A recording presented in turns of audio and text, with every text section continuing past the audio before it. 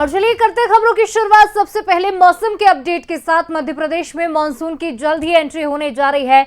18 से 19 जून को मानसून मध्य प्रदेश आ सकता है, एंट्री हो सकती है। आज सिवनी में आंधी तूफान के साथ बारिश का सिलसिला है। कई जिलों में आंधी बारिश का अलर्ट जारी किया गया है। जून में प्रदेश में 29% कम बारिश दर्ज हुई है। इंदौर, जबलपुर समेत 35 ऐसे जिले हैं जो बारिश के मामले में पिछड़े हैं। 30 से ज्यादा जिलों में आंधी बारिश का अलर्ट है।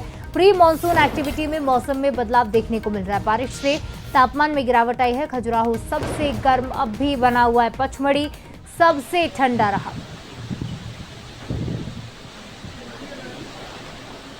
ये तस्वीरें आप देख रहे हैं। सिवनी में आंधी तूफान के साथ बारिश हुई। कई जिलों में बारिश का अलर्ट जारी किया गया है। हालांकि ये कहा जा रहा है कि जून में अगर खासतौर पर मध्य प्रदेश की बात करें तो 29% बारिश कम दर्ज की गई है। कई ऐसे जिले जो बारिश के मामले में पिछड़े हुए हैं।